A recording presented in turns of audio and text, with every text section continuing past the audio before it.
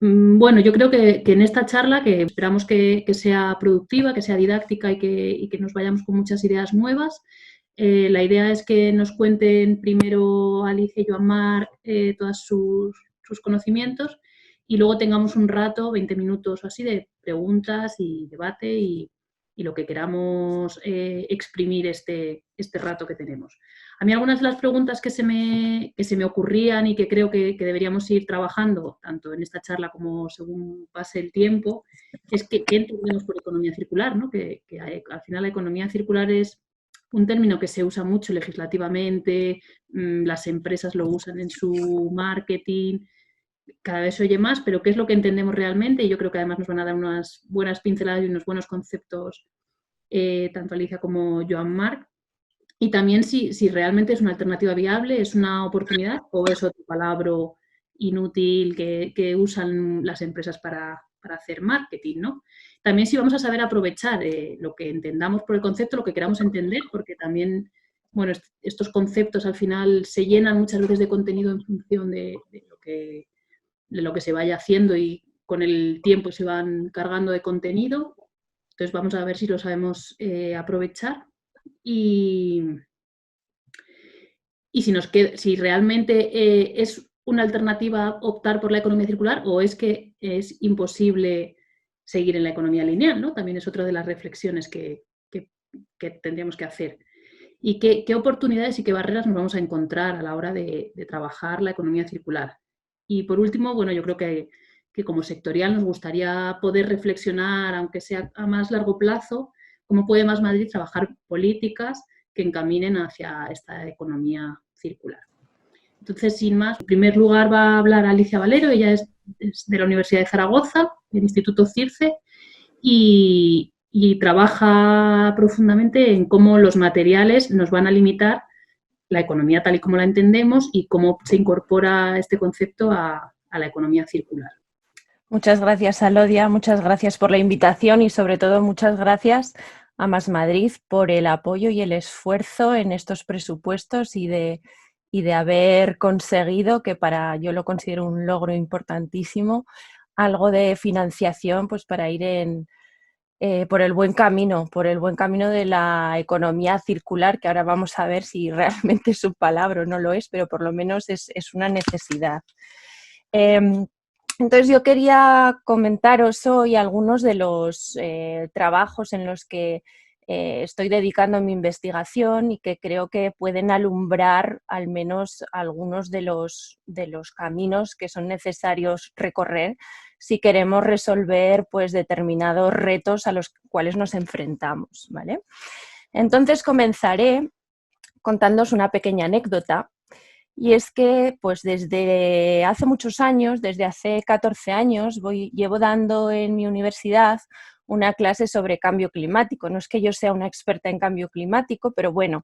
Y entonces hacemos esta clase que es un juego de simulación que fue desarrollado por el MIT, que se llama C-Roads, y luego han desarrollado otro que se llama En-Roads, que está disponible en la web, en donde, pues divididos los alumnos en 3 grupos que representan a los países ricos, a los países emergentes y a los países pobres, simulamos entre todos una conferencia de las partes de Naciones Unidas con el objetivo de crear acuerdos que limiten las emisiones de CO2 a un nivel que haga que la temperatura global del planeta no supere los 2 grados o incluso el 1,5 grados. Y entonces obtenemos unas temperaturas de acuerdo con esas simulaciones. Los alumnos, una vez que hacen esas simulaciones, se llevan una sorpresa porque saben que estamos mal, pero realmente los resultados son peores de lo que se esperan. El gran mensaje que obtienen de este juego es que hay que actuar ya descarbonizando la sociedad cuanto antes. Entonces, bueno, esa es la consecuencia y esto es debido pues, a que nos estamos o ya hemos superado el pico del petróleo y tenemos unas consecuencias muy serias relativas al cambio climático y necesitamos inmediatamente introducir pues, nuevos modelos energéticos. Y yo me pregunto, vamos hacia una transición económica verde, podemos ir hacia esa transición económica verde. Aquí os he puesto un enunciado de la Comisión Europea que lo planteó en una comunicación hace escasamente un par de meses, en donde dice: la enorme necesidad de recursos está sometiendo al planeta a una presión extrema y es la responsable de la mitad de las emisiones de gases de efecto invernadero y más del 90% de la pérdida de biodiversidad y del estrés hídrico. Y esto, por fin, la Comisión Europea está poniendo negro sobre blanco el gran problema que tenemos relativo a la depredación de recursos que ahora vamos a ver en particular. Porque es que las economías descarbonizadas tienen un problema respecto de los sistemas de producción tradicionales. ¿Y cuál es? Pues está relacionado, además de otros problemas, con la cantidad de materiales que contienen. Fijaros, aquí a la izquierda tenéis un parque de aerogeneradores y a la derecha pues la central térmica de Andorra, que está en mi región, yo provengo de Aragón, y que ha cerrado pues hace escasamente un par de meses. Bueno, pues por gigavatio producido, la eólica necesita, según nuestros cálculos, 25 veces más de materiales que las centrales convencionales, puesto que un gigavatio de potencia producida convencionalmente, como la central térmica de Andorra, equivale a 1000 aerogeneradores de 1 gigavatio o 200 de 5 gigavatios. Y la cantidad de materiales que posee pues es mucho mayor, como hemos visto. Pero es que la cantidad realmente no es lo preocupante, aunque también. Lo que es preocupante es la calidad de esos materiales, porque estamos entrando en consumir una serie de elementos que son extremadamente escasos en la naturaleza. Fijaros que estamos hablando para los aerogeneradores de elementos que jamás hemos oído hablar, del disprosio, del neodimio. Para la fotovoltaica hablamos del indio, del germanio, del selenio, del molibdeno.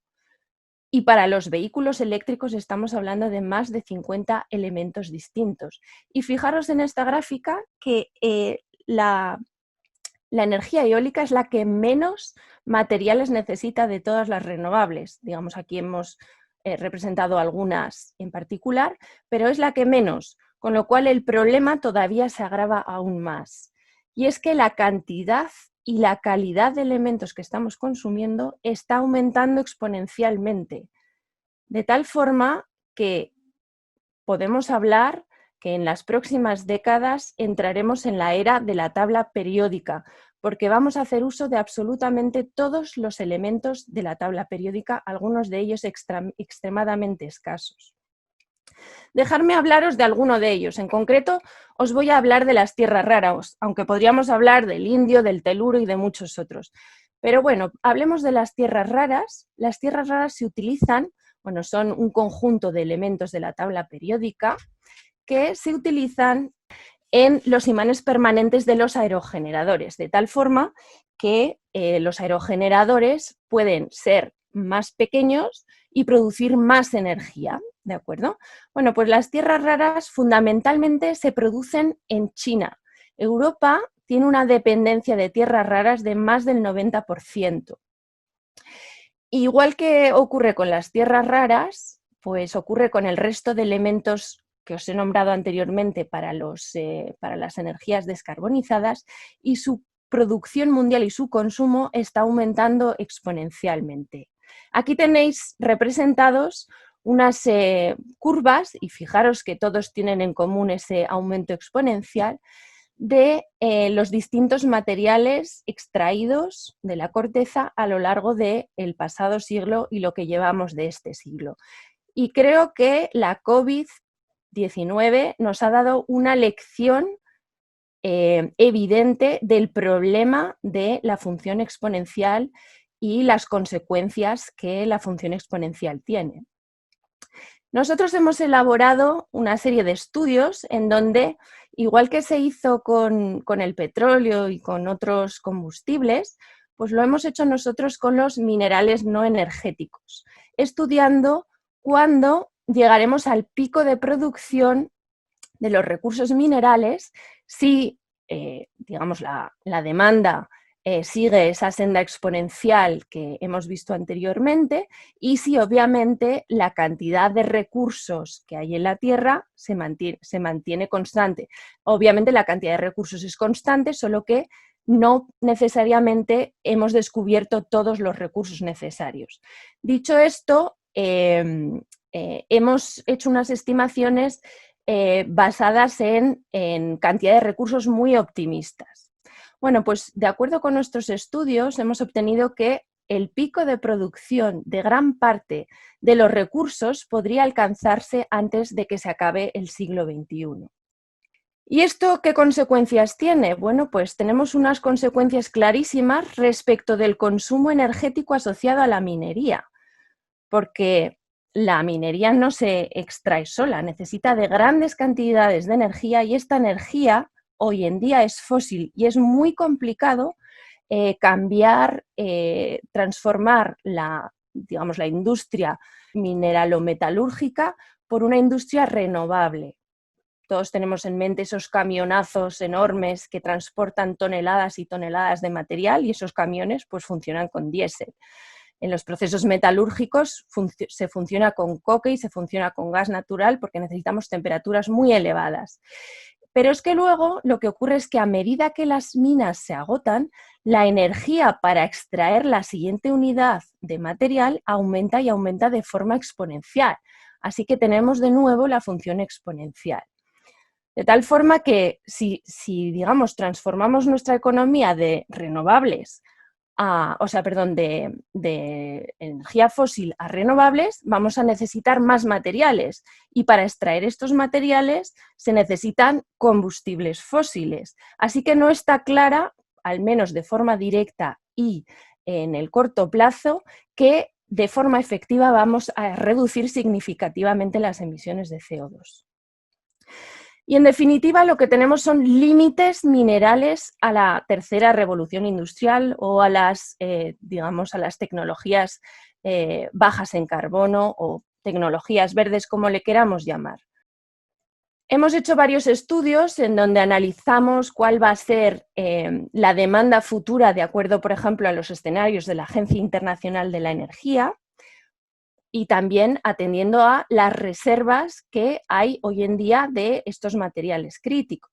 Bueno, pues os puedo adelantar que para todos estos elementos la demanda de plata, cadmio, cobalto, cromo, cobre, galio, indio, litio, manganeso, níquel, plomo, platino, teluro o zinc podría ser mayor que las reservas, con lo cual aquí vamos a tener un problema muy serio de cómo nos vamos a desarrollar, digamos, con tecnologías renovables si no disponemos de material suficiente para su desarrollo. Así que suenan las alarmas y esas alarmas suenan cada vez de forma más alta, sobre todo en la Unión Europea y en los países, sobre todo en los países donde tenemos escasez de material autóctono y dependemos de otros países. Y hablamos de materiales críticos, que son materias primas fundamentales para el desarrollo de nuestra economía, sobre todo nuestra economía verde, y que además esos materiales se concentran en unos pocos países que son además socioeconómicamente algunos de ellos inestables. Por ejemplo, fundamental es el cobalto, fundamental es el litio para la electrificación de los vehículos. El cobalto, pues sabéis seguramente que se extrae en gran medida en África, en el Congo, con unos problemas ambientales, problemas económicos, problemas sociales brutales, ¿no? Y lo mismo ocurre, pues, por ejemplo, con el litio en Latinoamérica, los problemas de extractivismo, etc. Fijaros, según la Unión Europea, para las baterías de los vehículos eléctricos y el almacenamiento de energía en 2030, la Unión Europea necesitará 18 veces más de litio y 5 veces más de cobalto. Y para el 2050, 60 veces más de litio y 15 veces más de cobalto y de tierras raras. ¿De dónde vamos a sacar todos estos elementos? Y nosotros no somos productores de esos elementos, somos completamente dependientes de todo este listado. He de decir que yo llevo siguiendo estos listados de materiales críticos que salen más o menos cada 3 años por parte de la Comisión Europea, empezaron en el 14 con un listado de 14. Luego siguieron en el 2017 con un listado de 20. Ahora estamos en 25 y dentro de 3 años seguramente ese listado seguirá aumentando. Y aquí vuelvo a lo que os decía antes, estamos en la era de la tabla periódica. Al final todos los elementos serán críticos de la tabla periódica porque estamos aumentando exponencialmente su consumo. Así que la señal de alarma, riesgo de suministro de materias primas críticas. ¿Cuál es la solución? El palabra de economía circular. Vamos a rápidamente hacer una breve radiografía. La economía circular, pues desde luego son palabras que todo el mundo apoya, pues recuperar, reciclar, aumentar la vida de los productos, etc. Pero vamos a enfrentarnos a los números, a la realidad. Hoy en día estamos reciclando esos materiales que hemos hablado que son críticos y son esenciales para el desarrollo de las nuevas tecnologías, se reciclan en menos de un 1%. Incluso menos todavía diría yo, porque en realidad no se reciclan, sino que acaban subciclados en mezclas pues como el acero o en aleaciones de aluminio, que al fin y al cabo lo que son impurezas. Así que hoy en día estamos muy lejos de lo que se promulga como economía circular.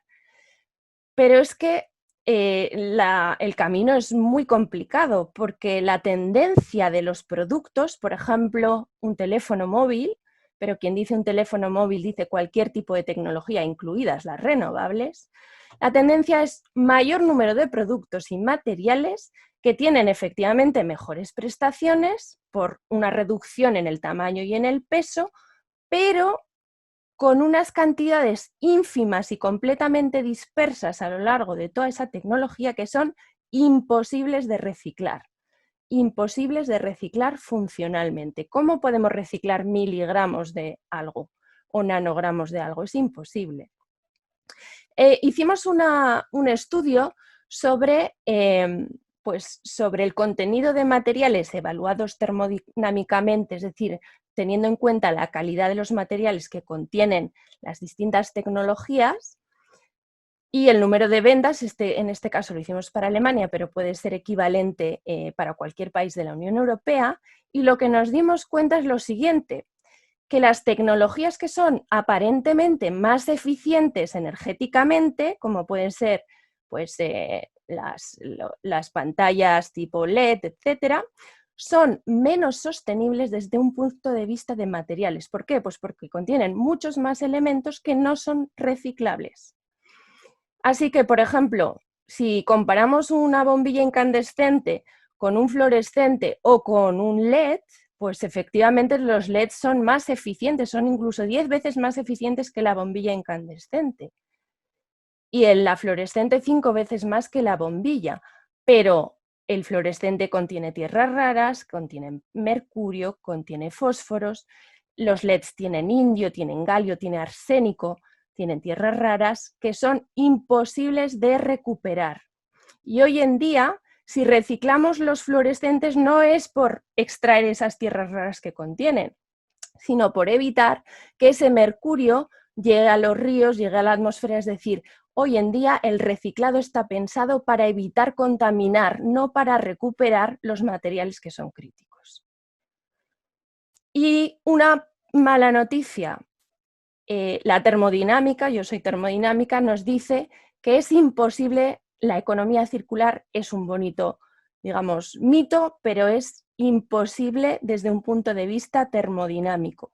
Existen límites a la economía circular. Yo prefiero llamarle economía espiral, porque lo que tenemos que hacer es darle muchas vueltas, digamos, a los productos. Y en cada vuelta que damos, pues siempre vamos a tener una pequeña pérdida. Pero si sabemos esos límites, pues seremos capaces de tratar de optimizar los procesos para perder lo mínimo posible. Y algunas reflexiones finales respecto de qué hacer, o por lo menos cuáles son las conclusiones que nosotros hemos obtenido de todos estos estudios. Algunas soluciones evidentes, soluciones tecnológicas. Desde luego la desmaterialización, menos es más, pero ojo, porque la desmaterialización será importante siempre y cuando nos permita recuperar esos materiales. Es decir, si pasamos a hacer nanomateriales, pues si esos materiales no son recuperables, tenemos un problema. También la sustitución de materiales críticos por abundantes. Y aquí de nuevo otro ojo, porque si estamos en la era de la tabla periódica, lo que hoy es abundante, mañana puede no serlo.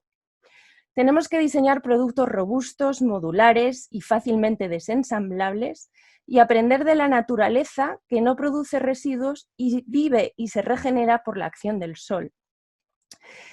Y fundamental, y en esto pues creo que Más País está apoyando mucho, necesitamos crear una infraestructura metalúrgica de recuperación de materiales secundarios en España, y esto es urgente, porque hoy en día solo somos capaces de recuperar los materiales básicos. Hablo de hierro, hablo de aluminio, hablo de cobre, pero ¿qué hay del indio, qué hay del galio, qué hay de germanio, qué hay del oro? Pues todos los chips de las tarjetas electrónicas las acabamos exportando. Y todos esos materiales que no tenemos en nuestras fronteras, pero que los podríamos tener por esos equipos que tenemos en la tecnosfera, simplemente los exportamos. No estamos haciendo uso de ellos. Así que necesitamos urgentemente una infraestructura metalúrgica y al menos una planta que pueda recuperar esas materiales primas críticas para evitar exportar residuos y, desde luego, reducir la importación de materias primas críticas. En cuanto a soluciones legales, una legislación mucho más restrictiva para la recuperación de materiales críticos. Y hay que legislar en términos de calidad, no de cantidad. Es decir, no me vale decir, como se hace en el vehículo, hay que recuperar un 95% del vehículo. No, porque un 95% del vehículo se consigue con el hierro y con el aluminio. Pero ¿qué hay del cobalto? ¿Qué hay del litio? ¿Qué hay del indio? ¿Qué hay del tántalo? ¿Qué hay del teluro? No estamos recuperando el 95% de esos elementos críticos que son los que van a marcar la diferencia.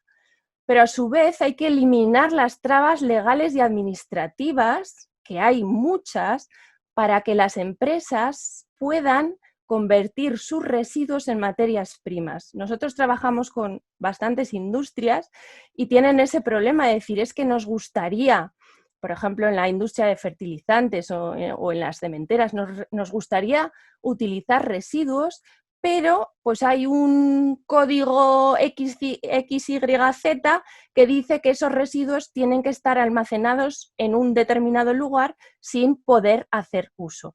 Yo he visto mercurio, un bote de mercurio que se recupera de los fluorescentes, que simplemente acaba en vertedero, eso sí, un vertedero bien controlado, y ese mercurio que es puro 100% no se está dando uso. También necesitamos una concienciación de la reutilización y el reciclado. Para ello hay que educar a todos los niveles. El usar y tirar simplemente está en contra del saber que tenemos un planeta con unos recursos limitados. Y para ello hay que promover nuevos modelos de consumo, ir hacia modelos de servitización. No es, tener aparatos, etcétera, no es lo que produce la felicidad, sino si tenemos que utilizar, hagamos uso de ellos, no posesión de ellos. Pero atención, si la demanda sigue aumentando, jamás vamos a poder prescindir de la minería, porque la Unión Europea está promoviendo hoy en día la minería en el propio territorio para poder evitar la dependencia de terceros países que son socioeconómicamente inestables. Y España tiene recursos minerales de estos críticos. Pero entonces aparece el efecto NIMBY, not in my backyard, es decir, no en mi patio trasero. No queremos tener una mina cerca porque produce daños ambientales, efectos económicos no siempre positivos. Y entonces, ¿qué hacemos? Aparecen contradicciones evidentes. Queremos tener una renovación constante de artefactos tecnológicos, pero no queremos tener una mina cerca. Así que mucho ojo con relegar la minería a terceros países con bajos o escasos estándares ambientales y sociales, porque al fin y al cabo lo único que estamos haciendo es desplazando digamos, los problemas ambientales asociados a la minería a terceros países, y estamos en un mundo global.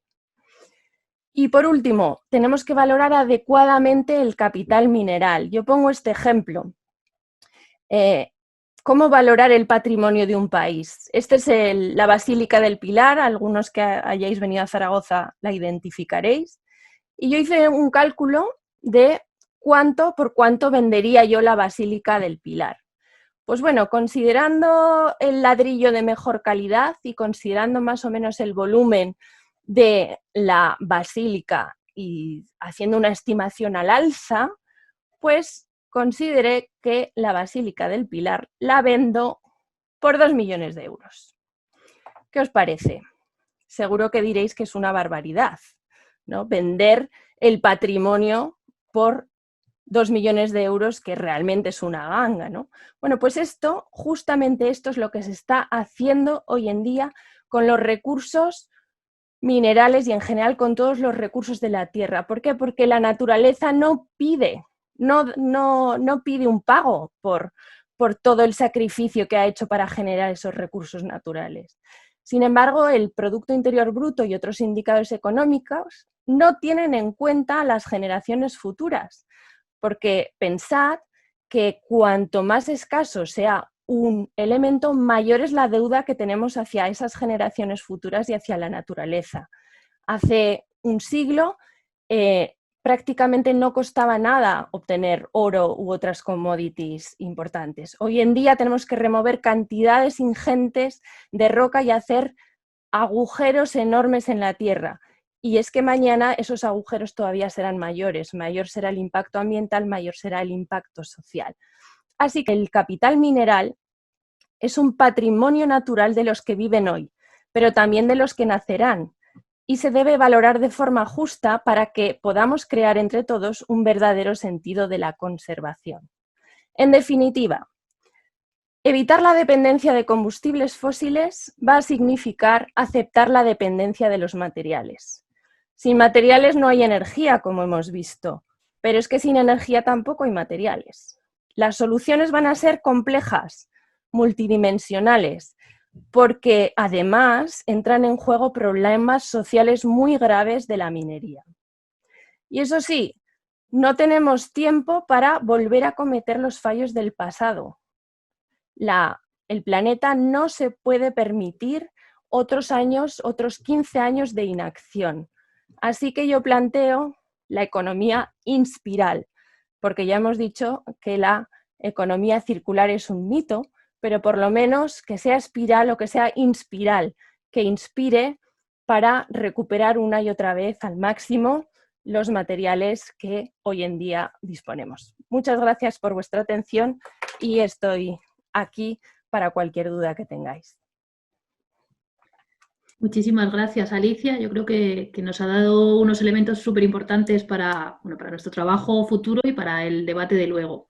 Pasamos a Joan Marc, que él es el director de Zero Waste Europe. Es una entidad que lleva muchos años trabajando desde Bruselas con las políticas al principio de residuos y de incineración, pero han ido evolucionando hacia ámbitos mucho más amplios de economía circular y cómo la economía influye en la generación o no de residuos y cómo se gestionan, y nos contará su visión.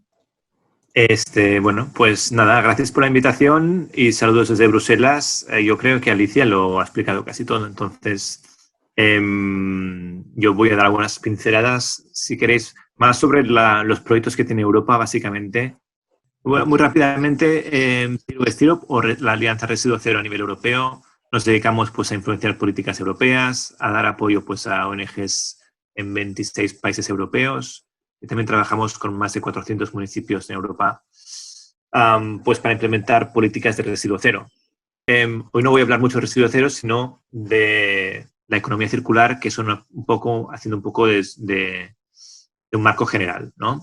Lo que ha dicho Alicia también se puede resumir en este cuadro que veis aquí, que, bueno, básicamente menos de un 10% de los materiales que entran en la economía pues se recirculan de una forma u otra. Esto no quiere decir que se reciclen, quiere decir que se recirculan con infraciclaje, etcétera. Entonces, la situación, pues es verdad que desde este punto de vista, pues no es muy alentadora. Y realmente, pues mirando al progreso que se le espera al uso de materiales, vemos que del 2017 al 2060 se estima pues que se va a más que duplicar el uso de materiales en la Unión Europea. Y no olvidemos que a nivel global la Unión Europea es un continente con decrecimiento demográfico. Imaginaos si encima estuviésemos en un país que estuviese creciendo demográficamente. Para mostrar una vez más lo que ha dicho Alicia a nivel de la circularidad, el plástico, el packaging de plástico, pues se pierde el 95% del valor. Ya no hablo del material, hablo del valor del material después de su primer uso, cosa pues que realmente nos tendría que hacer reflexionar para cambiar cómo lo usamos. Y allí es como llega la idea de la economía circular. Y Alicia pues eso, ha hablado de la economía espiral, etc. Yo creo que, a ver, la economía circular es un concepto que está bien porque los seres humanos somos bastante limitaditos cuando se trata de comprender procesos complejos. En el sentido que en la naturaleza no hay nada que sea circular. Pero la naturaleza tampoco respeta mucho las leyes de la termodinámica. En el sentido que nosotros tendemos a tener una visión bastante funcionalista y bastante unidireccional de los servicios. O sea, si tú vas a comprarte un helado, te compras un helado. Para eso sirve la tienda de helados, para que te den un helado. Si tú tienes un árbol, pues el árbol tiene valor si lo cortas y vendes la madera. Pero la naturaleza no funciona así. La naturaleza tiene un árbol que te da sombra, te puede dar frutos, te puede aportar madera, te puede aportar biodiversidad y un sitio para que vivan los animales. Te puede estructurar los suelos pues, para que no haya desprendimientos o para que no se escape el agua, etc. Y así es como la naturaleza un poco escapa a las leyes de la termodinámica, porque en lugar de ser todo unidireccional, pues es multidireccional y sistémico. Sistémico, sobre todo ecosistémico. Y ahí es donde está, creo, el truco y también lo que cuesta de explicar. Porque si hablamos solo de reciclaje, de vamos a coger una botella y la vamos a intentar reciclar en otra botella, por muy bien que lo hagamos, esto no va a acabar bien. Porque entonces sí, hay las leyes de la termodinámica, hay los costes, hay los hábitos de consumo, etcétera, y eso es muy difícil de cambiar. O sea, la única forma de hacer que una botella sea circular es que esa botella nunca se convierta en residuo y utilizar esa botella durante años y años y años y para más usos que sea el uso de una botella. Y parece que ahora es una cuestión ya filosófica, pero imaginaos qué más usos puede tener una botella que hacer de recipiente. Pues la naturaleza funcionaría así, no hay nada que sirva para una cosa. Las cosas sirven para muchas cosas. El concepto de utilidad también en la naturaleza también es muy subjetivo. Sabéis que en la naturaleza no funcionan conceptos de qué es útil, qué no es útil.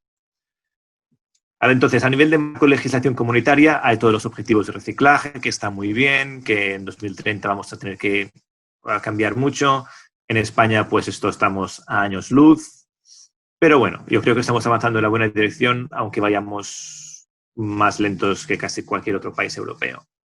En esta gráfica podéis ver de todos los influjos, que es lo que se extrae aquí en la izquierda, y lo que se importa en la izquierda arriba, veis que lo que se recicla al fin y al cabo es un 0,72 de todo lo que entra. No es un porcentaje, perdona, son toneladas. Con lo que veis que la acumulación material, bueno, es menos del 30%. Lo otro se disipa en forma de energía.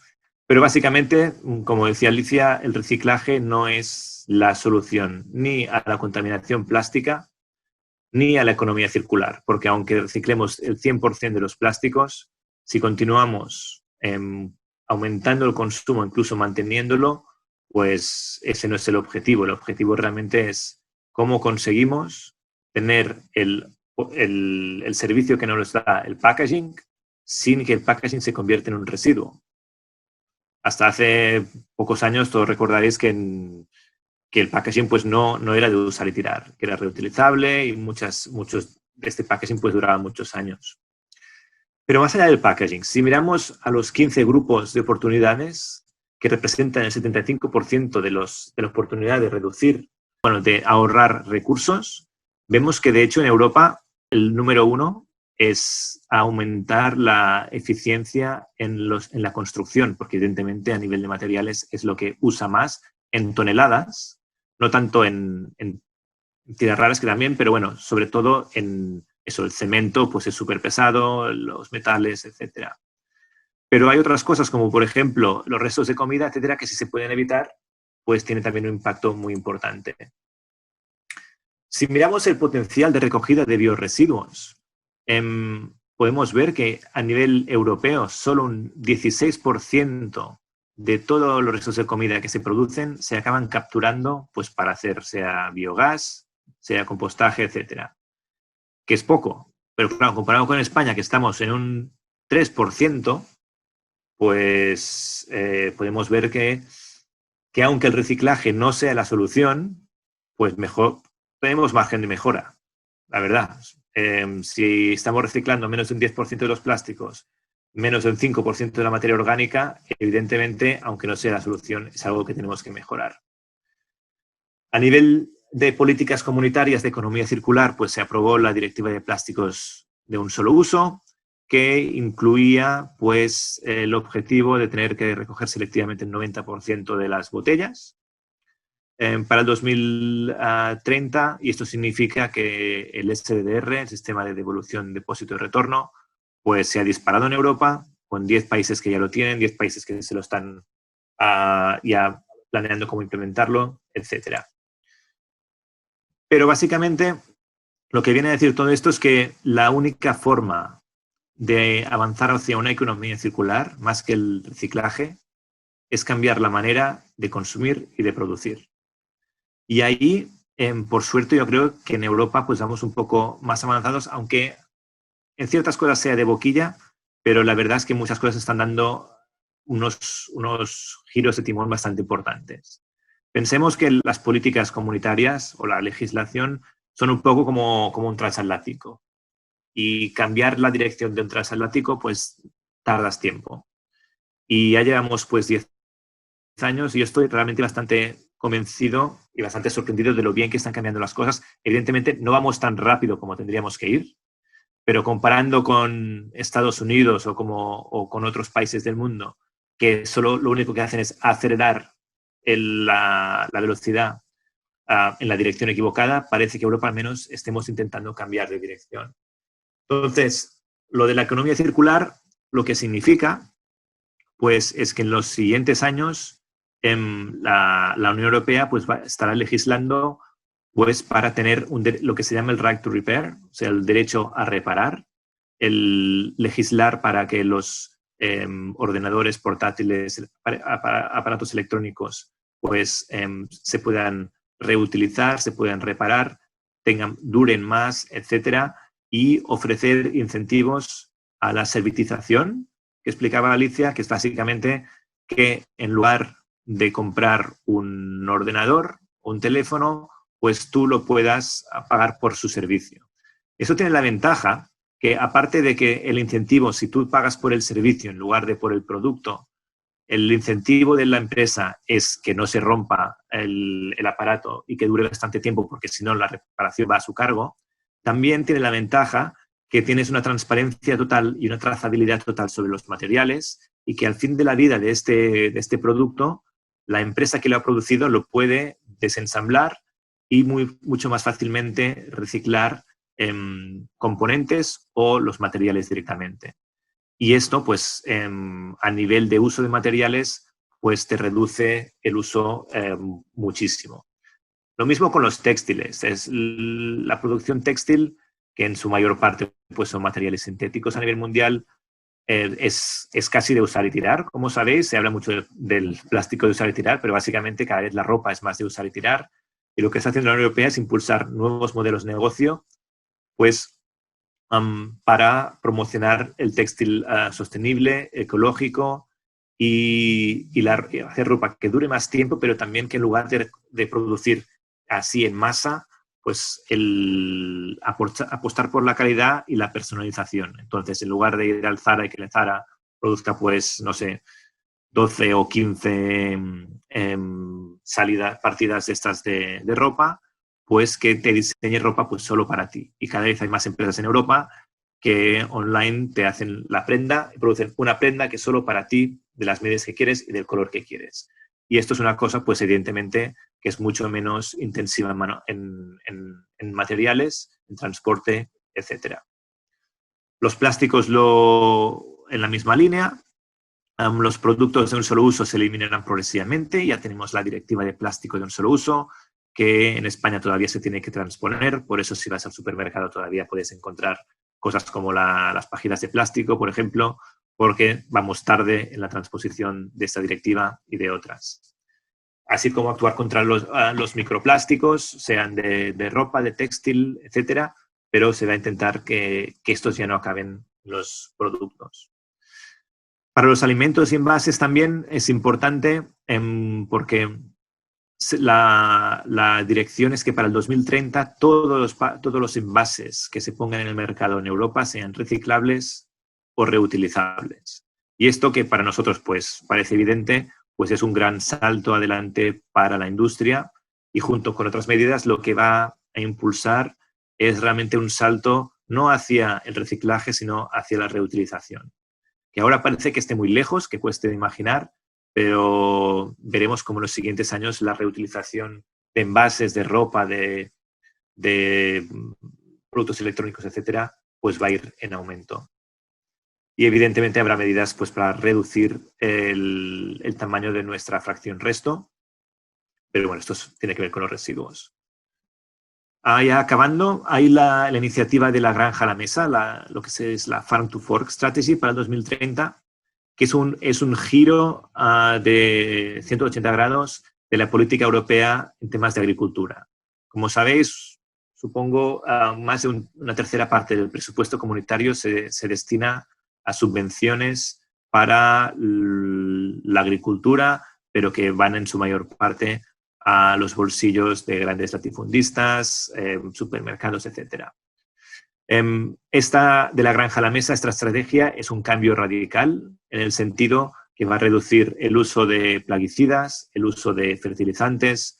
Se ha marcado como reto el 25% de la superficie agrícola europea se dedique pues a la agricultura orgánica, etcétera, etcétera. Esta política va directamente en contra de la política agraria común. Y aquí en Bruselas estamos teniendo, pues, bueno, salen chispas porque es lo que os decía. El transatlántico está virando y está cambiando muchísimas cosas. Está llevando por delante muchas antiguas formas de funcionar. Y la agricultura, pues, que era uno de los pilares de la unificación europea, pues también está cambiando. Hay este instrumento europeo de recuperación del tema de la pandemia, en el que se movilizarán 670.000 millones de euros en subvenciones y préstamos. Y es importante tener en cuenta que este dinero, que me parece que son 21.000 millones que se van a España, si no me equivoco, más o menos, se inviertan pues, en la infraestructura y que van en dirección de economía circular. Nosotros desde Bruselas es lo que estamos impulsando y en teoría el gobierno español tendría que estar preparando el plan que tiene que presentar a Bruselas sobre cómo nos vamos a gastar el dinero que va a llegar para la recuperación. Y ahí yo creo pues, que tendría que haber un papel para que esto sea transparente y asegurarnos que estos millones que van a llegar no se inviertan en lo que ya sabemos, en grandes infraestructuras tradicionales, en proyectos Castor, etcétera, etcétera, etcétera, sino que se inviertan pues, en infraestructura que genera empleo. Y nada, la política residuo cero que utilizamos nosotros es sobre todo basarse en reducir y reutilizar, recoger selectivamente y diseñar para la circularidad. Si os interesa indagar un poco más, pues tenemos muchos casos de éxito de municipios que van en esa dirección a nivel europeo, pero para concluir, solo enfatizar el hecho que lo que tenemos que hacer es un cambio en la forma como nos relacionamos con los recursos, en el sentido que la solución al coche de combustión no es el coche eléctrico, es repensar la movilidad. La solución, pues, a toda energía que necesitamos, pues no es cambiar toda la energía fósil por renovable, que también, sino que sobre todo reducir radicalmente el uso de energía que tenemos actualmente, etcétera, etcétera. O sea, tenemos que un poco pensar cómo hace la naturaleza de forma ecosistémica y realmente encontrar soluciones que no sean unidireccionales, que sean ecosistémicas y que tengan más de un fruto, que no solo genere energía, sino que genere energía, transparencia, democracia, sostenibilidad, empleos, etcétera. Yo creo que esa es la clave para una economía circular, que es ir mucho más allá del concepto de economía circular, porque es una forma de transformar la sociedad. Nada más. Gracias por la atención. Muchas gracias, Joan Marc, muy interesante. Perfecto, pues nada, si queréis ahora hacemos un turno de preguntas y debate, pero sí que os recuerdo que Joan Marc se tiene que ir a las 8:15, que si no pierde el último tren de vuelta a su casa y no queremos que esto pase. ¿Alguien se anima? Vale, Jesús. Bueno, muchísimas gracias a los dos. Creo que habéis planteado, quizá desde diferente sitio, el gravísimo problema que tenemos del uso de recursos en el futuro, pero por intentar resumir mucho, ¿no? Yo creo que Joan Marc ha planteado como pasos que se pueden ir dando para evitar la gran catástrofe. Y el planteamiento que ha hecho Alicia sí que me parece como más preocupante, porque no sé hasta qué punto, que a lo mejor esa es un poco la pregunta, hasta dónde creemos que hay margen para transitar a otro espacio sociopolítico y económico que sea sostenible, o realmente lo que estamos intentando construir cuando hablamos de economía circular u otro nuevo modelo de producción y consumo realmente no es posible. Bueno, la verdad es que el futuro nadie sabe qué pinta tiene. Lo que está claro es que estamos en una transición que ha empezado pues hace unas décadas y que se está acelerando para lo bueno y para lo malo. Yo creo que estamos viendo muchas soluciones súper interesantes, también a nivel sistémico. La pregunta es, bueno, si vamos a llegar al colapso antes. Yo la verdad creo que vamos a ir en paralelo. Realmente hay zonas del mundo que ya están colapsando y hay zonas del mundo donde hay cosas muy interesantes y donde los ecosistemas están volviendo a florecer. Entonces, yo creo que se van a juntar estas dos transiciones y el tiempo dirá, la verdad. Yo creo que tiene que ser optimista teniendo en cuenta que la cosa pinta grave, pero es que si no, no va a haber transición. Entonces, yo creo que la energía del cambio viene precisamente del hecho que el colapso cada vez está más cerca y es más evidente para todo el mundo. Y eso, pues yo creo que anima a la gente, o la desanima, pero la impulsa a hacer algo. Tenía muchísimas ganas de que Alicia pudiese exponer el trabajo que llevan haciendo en el CIRCE desde hace mucho tiempo, porque yo al menos cuando lo conocí, como en el 2008, un congreso por Barbastro, creo que fue, a mí me cambió. Dije, joder, esto es vital. Y sí que es verdad que puedo entender que lo haya escuchado hoy por primera vez, pues pueda generar cierta angustia porque nos dibuja una idea de transición mucho más compleja, más peligrosa, bueno, una idea de transición menos continuista respecto a nuestra normalidad.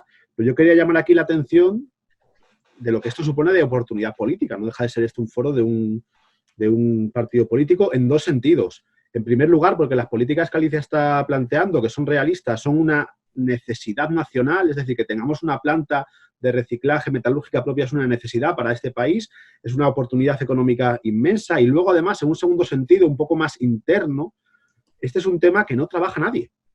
Y nosotros, como formación política, sabéis que hemos, digamos, nacido con una malformación congénita, que es que la gente que no está muy metida en esto no nos distingue de otras fuerzas políticas. Entonces, nos necesitamos como el ciego ver, tener temas y proyectos y políticas potentes que sean nuestras. Entonces, tanto a nivel de país como a nivel de partido, me parece que este es un tema absolutamente central. Y era esto.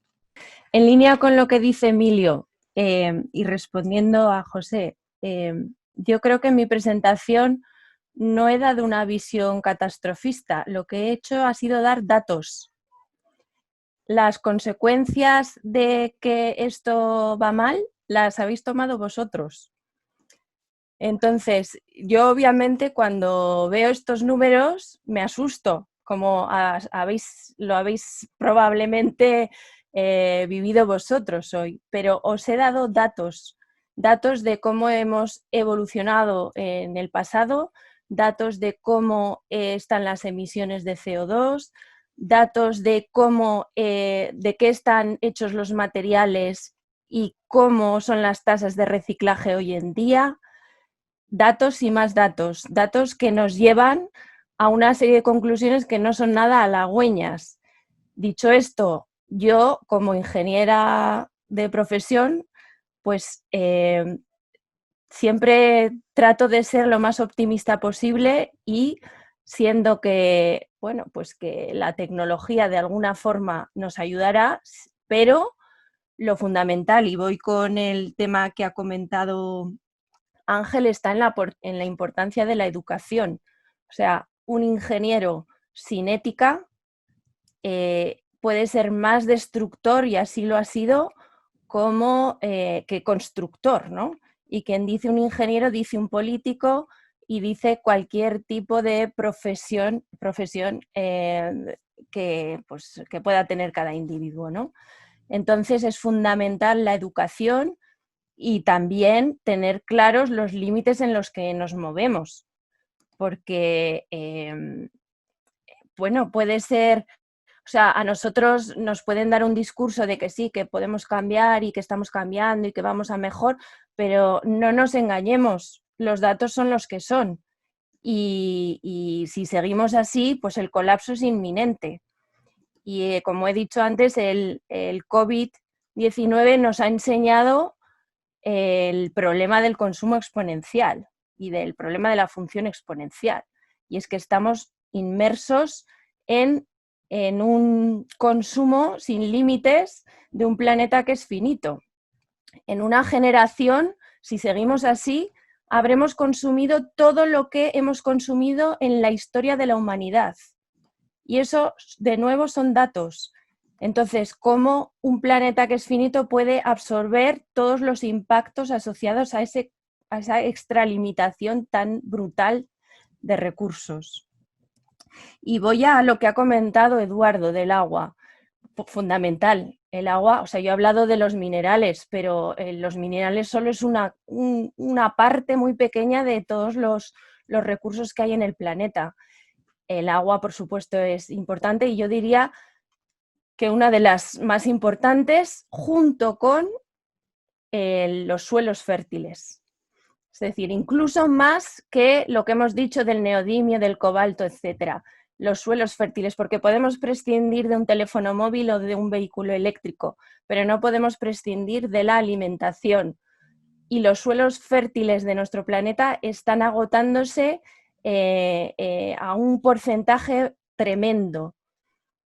En este sentido, estamos trabajando en ello y bueno, pues también la economía circular o la llamada economía circular pues tiene mucho que decir, pero hay empresas, por ejemplo aquí en Aragón, hay empresas que hoy en día están trabajando por investigar en cómo funcionan los ecosistemas, los bichos que hay dentro de los suelos, ¿no? Para que ellos sean capaces de absorber pues, los nutrientes que hay en los suelos y evitar pues, la eutrofización debido al uso masivo de fertilizantes, de agua, etcétera, etcétera. Así que todo eso es importantísimo y lo que comenta Emilio tiene toda la razón. El tema de una planta metalúrgica es que es central, porque fijaros un detalle, somos absolutamente dependientes de China y cada vez más. La transición ecológica hará pues, que nos desarrollemos en energías renovables. ¿De dónde van a proceder esas energías renovables? ¿Qué pasó con la fotovoltaica? Pues éramos punteros en la fotovoltaica, llegaron los chinos y en Europa había, digamos, fábricas de paneles fotovoltaicos, han desaparecido porque no pueden competir contra China. Lo mismo va a ocurrir con la energía eólica, ya lo está haciendo, con el vehículo eléctrico. Los chinos están fabricando vehículos a precios pues, que son 1/3 de los nuestros y los traerán aquí, pero con lo que no pueden competir es con los recursos autóctonos que nosotros tenemos, aunque es cierto que están comprando, por ejemplo, África, están comprando Latinoamérica, etcétera. Pero si somos capaces de nosotros, con los recursos que hay en la tecnosfera, recuperarlos, pues reduciremos drásticamente los residuos generados que hoy por hoy se exportan a China y a otros países, y además reduciremos la dependencia en materias primas. Hoy en día solo hay una planta capaz de recuperar eso, que está en Bruselas, y ya os digo que está montada en el dólar. ¿Por qué no lo podemos hacer nosotros con estos fondos bien invertidos? Sobre todo, Joan Marc, al final has planteado muchas soluciones que afectarían a la demanda de los distintos materiales, como microsoluciones. Por ejemplo, en el transporte decían, la solución no es el coche privado, el cambiar el coche de combustibles fósiles por el coche eléctrico, sino cambiar la movilidad, reduciendo así la demanda de materiales.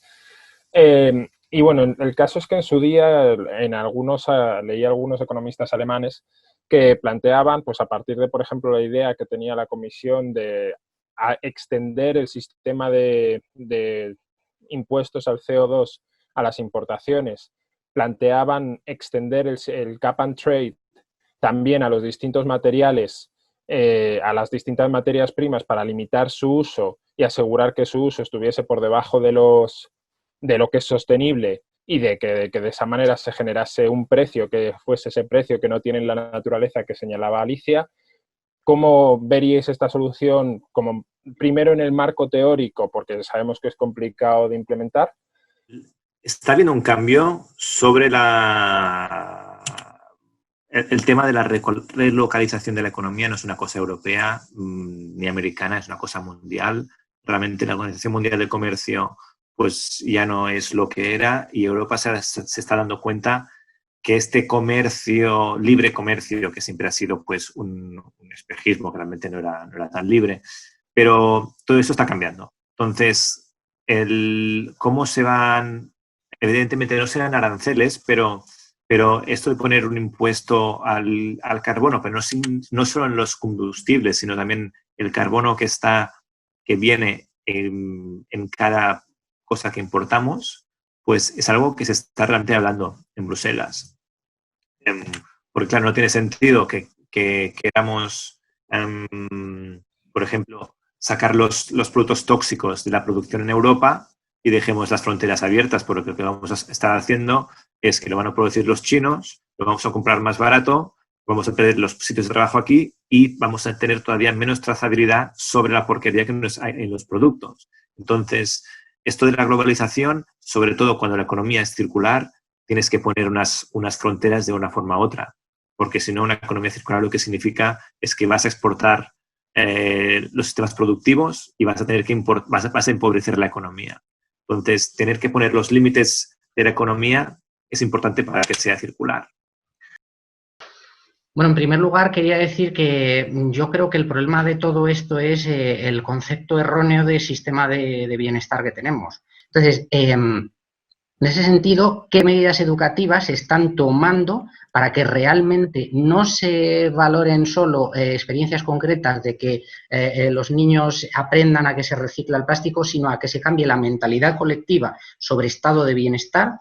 Eso en primer lugar. Evidentemente, la educación es la solución. Es una de las cosas en las que los Estados miembros de la Unión Europea insisten que es una competencia nacional. Y así nos va, porque ya estaría bien que copiásemos los sistemas estonios o finlandeses de educación. Nos iría mucho mejor. Entonces, a nivel europeo, no es una competencia europea la educación, pero sí que sobre el tema de las infraestructuras, tenemos que entender también que hay una revolución total en el tema de las infraestructuras. Por ejemplo, el tema de la telefonía que decías, es verdad que tienes las empresas que controlan el tema, pero sitios como África, por ejemplo, no van a construir infraestructuras para telefonía. Simplemente se van a saltar este paso. El tema de movilidad, hay infraestructuras públicas que son necesarias, hay otras que simplemente nos vamos a saltar porque ya no sean necesarias. Y lo que estamos viendo es que hay muchas infraestructuras o sistemas que se están quedando obsoletos. Por ejemplo, ir a hacer la compra en el supermercado. Lo que estamos viendo es que está habiendo una revolución y en lugar de tener, pues eso, 500 coches que se van a comprar cada uno en su casa al supermercado, lo que está pasando, estamos pasando a un sistema en que el supermercado pues envía un camión a hacer la ruta para hacer la distribución. Esto es una transición, ya veremos dónde va a acabar, pero está cambiando el sistema y con el sistema cambia la infraestructura. Cuando habláis de recursos naturales, no habéis abordado, tú no has abordado concretamente, Alicia, el tema del agua. El tema del agua, me temo que va a ser una crisis hídrica, uno de los elementos más impactantes desde el punto de vista social, político y además de crisis social. Y sería importante saber si se están haciendo cosas de este tipo, de planteamientos y de filosofía de uso, de reducciones, de reciclaje y demás. El uso del agua no es mi tema, pero sí que sé que la mayoría del agua dulce que se usa en Europa es para la agricultura y ramadería extensiva. Con la nueva, esta política que he explicado de la granja a la mesa, de hecho, Farm to Fork, básicamente sí, realmente, lo que se está planteando, si vamos a reducir el consumo de carne, por ahí ya vas a reducir el uso de agua muchísimo. Si cambiamos el sistema agrícola actual en la Unión Europea y pasamos pues a explotaciones más pequeñas, más sostenibles, etcétera, lo que vamos a hacer es regenerar ecosistemas y regenerar también agua. Entonces, esto no va a pasar mañana ni dentro de 5 años, pero si vamos en esta dirección, yo creo que se puede hacer un uso más racional del agua, pero evidentemente es uno de los factores críticos, más para el sur de Europa que para el norte de Europa. La verdad, en comparación con el resto del mundo, yo creo que Europa lo tenemos todavía bastante bien, pero sí que el uso del agua será clave para los años que vienen. No creo que estemos en condiciones de cambiar el sistema en 10 años, 15 o 20 años, un sistema que se basa en capital privado organizado en forma de entes empresariales. Y como veis, el que se intentase a nivel de la Unión Europea una nueva métrica en las contabilidades de las empresas privadas.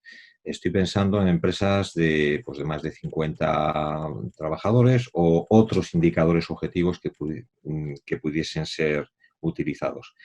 De tal manera que, igual que la contabilidad monetaria, que es desgraciadamente la única que se utiliza en los entes empresariales privados, estuviese una contabilidad física de recursos naturales utilizados por las empresas, donde de repente, al cabo de 5, 10, 15, 20 años, hubiese, igual que existe un plan general de contabilidad, hubiese una cuenta satélite obligatoria que se empezasen a realizar contabilidades de usos y consumos de recursos naturales por las empresas, bien de materiales minerales escasos, bien de recursos habituales de energía, hasta, lógicamente, agua, ¿no? Pienso que hacer una contabilidad de recursos adecuada, pues va a ser una de las claves para que cambiemos el rumbo. Porque hoy en día no tenemos en cuenta lo que decía, ¿no? Las catedrales que tenemos en la naturaleza, las catedrales que la naturaleza ha construido a lo largo de millones de años. Y no pagamos nada por su, digamos, por su extracción. Si tuviésemos en cuenta, si tuviésemos en cuentas a la naturaleza, pues probablemente la gestión de esos recursos se haría de forma mucho más adecuada. Y en este sentido, en nuestro grupo llevamos mucho tiempo tratando de cuantificar de forma, digamos, termodinámica la calidad de los recursos. ¿Para qué? Pues para que las generaciones futuras al menos paguen un precio que sea justo en comparación con el precio que estamos pagando hoy, que es irrisorio, ¿vale? Porque en el futuro, pues la extracción será mucho más intensiva en energía, mucho más intensiva en agua, mucho más intensiva en químicos, etcétera. Pues mi pregunta un poco más técnica era en referencia a este tema tan interesante que has comentado del reciclaje de tierras raras, que en los elementos tecnológicos más modernos son casi, como comentabas, impurezas, ¿no? Entonces, tenía la duda esta de si es una limitación tecnológica hoy en día o si hay algún país puntero en este aspecto y que ya exista una cierta... ya se sepa cómo se hace y sea simplemente una cuestión de fomentar la tecnología en España. Nosotros hacemos estudios, hacemos simulaciones de distintos procesos de reciclaje y bueno, es posible reciclar en parte, nunca puedes reciclar el 100%, determinadas tierras raras. Dicho esto, en metalurgia, tú cuando reciclas algo tienes que decidir qué proceso vas a seguir. Si vas a seguir el proceso del hierro, si vas a seguir el proceso del cobre, si vas a seguir el proceso del aluminio. Entonces, los procesos actuales, ¿en qué consisten? Pues coges un cacharro, lo fragmentas, lo trituras y luego pues pasas unos procesos físicos, normalmente físicos, que son a través de imanes sacas el acero, a través de medios densos pues sacas los no férricos y así sucesivamente, pero en general tienes los básicos, ¿no? Entonces, si vamos a un proceso, por ejemplo, si vamos hacia la fundición de acero, pues vamos a tener la certeza de que vamos a perder las tierras raras. Si vamos a procesos de cobre, pues vamos a perder el hierro. Entonces, ¿el problema cuál es? El problema es que hoy en día los equipos no se pueden desensamblar, porque si fuésemos capaces de desensamblar adecuadamente los equipos, pues podríamos seleccionar aquellas piezas que tienen que ir al proceso adecuado, pues estas piezas férricas al hierro, estas piezas no férricas pues a los procesos asociados con el cobre, etcétera. Pero como los equipos no están diseñados para reciclar, pues entonces tenemos que vivir con la pérdida tan brutal de elementos críticos que hoy en día, digamos, están en cantidades pequeñas. Hay procesos de recuperación de las tierras raras, hay procesos de recuperación del tántalo, etcétera. Pero, de nuevo, si están en unas cantidades pequeñas, no hay volumen suficiente de materiales como para que esos procesos, que son extremadamente caros, pues hagan que los procesos sean rentables, al final lo que acaban es perdiéndose. Así que una planta de recuperación de esos materiales críticos es súper necesaria, pero también asegurar primero que los materiales o que los equipos sean desensamblables y luego un sistema de recolección de esos artefactos o de esos equipos para que lleguen al lugar adecuado para que puedan ser recuperados, ¿vale? Entonces, existe la tecnología, pero hay que cambiar todavía muchas cosas. Es una pregunta para Alicia después del panorama un poco catastrófico respecto a los minerales. Yo no sé si esto es ciencia ficción o es un disparate, pero para no perder tierras fértiles, para no agujerear más la tierra, ¿qué hay de verdad o de posibilidad en capturar meteoritos que tienen metales puros? Casi lo digo porque se está, ya lo sabrás tú, se está pensando en hacer los chinos también, como es lógico. ¿Eso sería un disparate o sería...?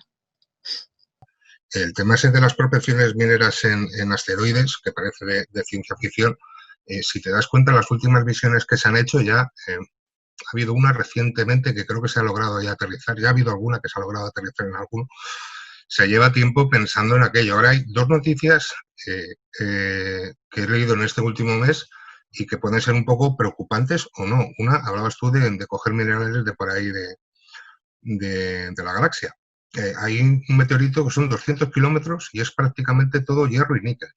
Entonces, fíjate ahí si hay metal. El hierro tampoco hay mucho problema y es bastante abundante en la Tierra, pero el problema vendría que hay uno más pequeño, a lo mejor son 15, 20 kilómetros, que es de oro puro y que tiene el doble de oro que todas las reservas del planeta.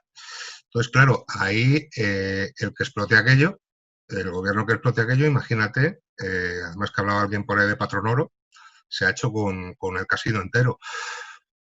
Es una oportunidad, pero también es un peligro. Entonces, bueno, pues habrá que ver por dónde tiran la cosa. En cuanto a la posibilidad de la minería de asteroides, pues obviamente se está teniendo en cuenta, pues porque se está viendo que las minas se están agotando y entonces sálvese quien pueda, vámonos al universo a donde haga falta para tratar de pues extraer elementos que en la Tierra puedan ser escasos, ¿no? Entonces, bueno, de momento todavía pues, se está en investigación, pero hay que tener en cuenta todos los costes asociados al transporte de esas materias primas y luego que una vez que estén allí también hay que realizar procesos de extracción. Y esos procesos de extracción también tienen unos costes, una infraestructura, etcétera. Entonces, yo creo que el explorar exoplanetas no es la solución. La solución tiene que pasar por ver cómo nos apañamos con los recursos que hay en el planeta, que son limitados, y con la acción del Sol, ¿vale? Bueno, como ha habido un cambio, antes teníamos el patrón oro y se ha suprimido el patrón oro, es decir, que no hay que tener reserva digamos, en los bancos centrales de los países.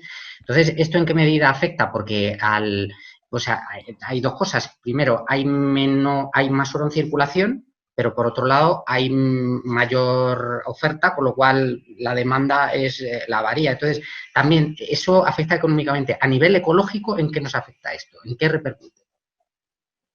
El hecho de que hoy en día la moneda no se sustente bajo ningún recurso físico como lo era antes el oro, hace que estemos sumergidos en una economía completamente artificial en donde sigamos aumentando al 2% de aumento de la economía o del Producto Interior Bruto, y ese aumento del 2% implica nada menos que una depredación equivalente del 2% de los recursos del planeta. Con lo cual, si no hay detrás ese respaldo físico del valor, pues de ninguna forma vamos a ser capaces de dar un giro de timón, creo yo, de la economía que necesitamos actualmente, porque, digamos, estamos sustentados en una quimera que no se sostiene por ningún lado. En el punto que comentáis del respaldo o no de recursos naturales o de una base física sobre el que esté sostenido la moneda, el problema que se identifica generalmente en los términos monetarios no es tanto que la moneda no tenga una base real, porque eso en realidad lo que creaba era unos problemas económicos brutales, de deflación, etcétera, sino que los bancos centrales han perdido completamente el control de la base monetaria y los bancos privados, en este caso, crean dinero como quieren, básicamente, así sin explicarlo muy largo, y eso conduce a ciclos, pues eso, de expansión y boom and bust, muy de Minsky, pero que el problema de la economía en este aspecto no estaría tanto en la parte monetaria, sino en la parte de los precios relativos entre las materias primas y los otros factores de producción, por ejemplo el trabajo. Por eso yo antes mencionaba también la parte del cap and trade. No sé si habéis leído a un economista alemán que es Oliver Richters, que trabaja sobre estas cosas, que lo que plantean ellos es precisamente la parte de introducir los sistemas de cap and trade para los recursos naturales, de tal manera que tengas un precio para los recursos naturales, alteras los precios relativos entre las materias primas y el trabajo, de tal manera que la innovación se pueda dirigir a sectores que sean más intensivos en trabajo para aprovechar en mayor cantidad el recurso más abundante. Esto era un poco así una contestación súper rápida sobre esto, porque es un tema muy complejo.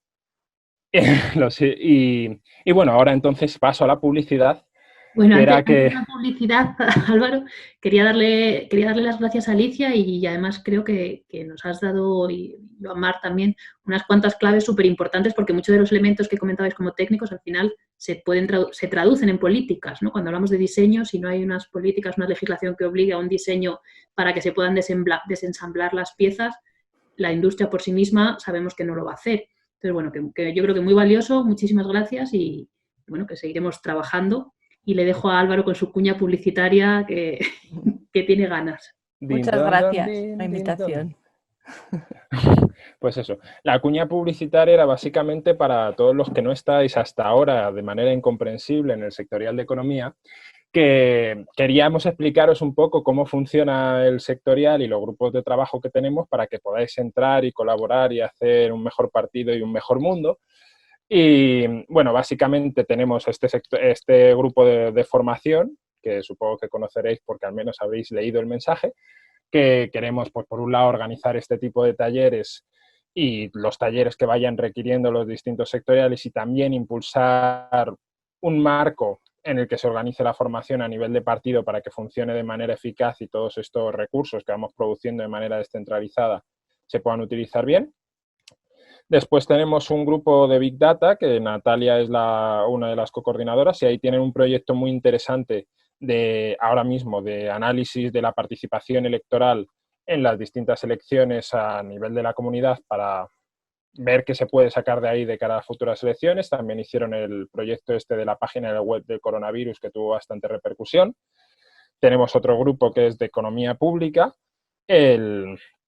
que ahora mismo, por ejemplo, se están abordando distintos proyectos, uno que tiene que ver con el Green New Deal y con, pues, las soluciones a todos este tipo de temas que hemos estado planteando,